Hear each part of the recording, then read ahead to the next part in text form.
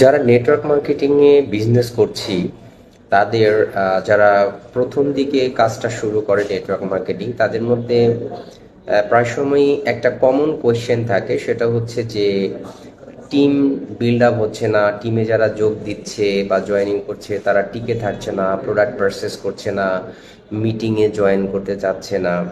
এটার সলিউশনটা কি? এটা আসলে খুব চমৎকার একটা সলিউশন আছে, সেটা হচ্ছে যেটাকে 80-20 রুল বলা হয়। আর 80-20 এর রুলটা অ্যাপ্লাই করে আমরা কিন্তু নেটওয়ার্ক মার্কেটিংয়ে খুব চমৎকার কিছু বেনিফিটস নিতে পারি। সেটা হচ্ছে যারা প্রথমে জয়েন করবে তাদের আসলে করণীয়টা কি? তাদের করণীয়টা হচ্ছে যে তারা 80% শুধু তাদের লার্নিং প্রসেসের মধ্যে থাকতে হবে। তারা 80% সময় দিবে শুধু তাদের শেখার জন্য, লাইক কোম্পানি প্রোফাইল, কোম্পানির প্রোডাক্টসের বেসিক নলেজ, প্রোডাক্ট পজিশনিং এবং মার্কেটিং, অবজেকশন হ্যান্ডলিং, এই সমস্ত বিষয়গুলোকে, অর্থাৎ এই ইন্ডাস্ট্রি সম্পর্কে, প্রোডাক্ট সম্পর্কে এবং সিস্টেম সম্পর্কে তাকে 80% সময় দিতে হবে শুধু শেখার জন্য, এবং 20% সে শুধু কাজ করবে।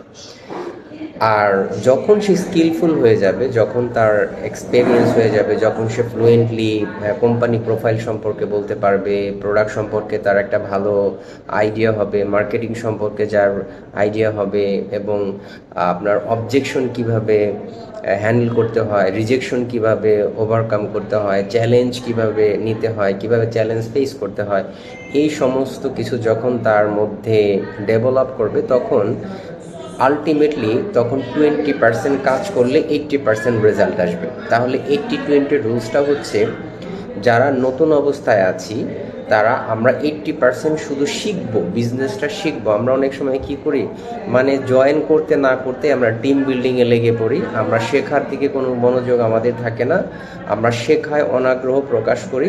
যার কারণে কিন্তু আমি নিজে যেহেতু নিজে স্কিলফুল না, তাই আমার টিমগুলো কিন্তু দুর্বল হয়ে যায় এবং টিমে আসলে কেউ টিকে থাকতে চায় না।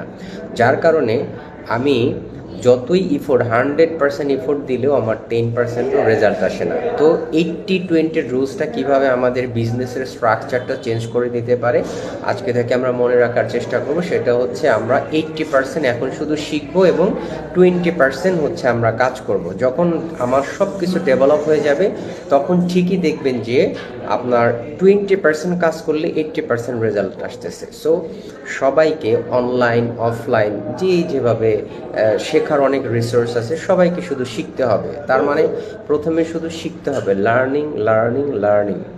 একেবারে প্রত্যেকটা দিন আমাদেরকে আপডেট করতে হবে, শেখার প্রতি আগ্রহ থাকতে হবে, তাহলেই কেবল আসলে বিজনেসটা ঠিকঠাক মতো দাঁড়াবে এবং সাস্টেইন করবে।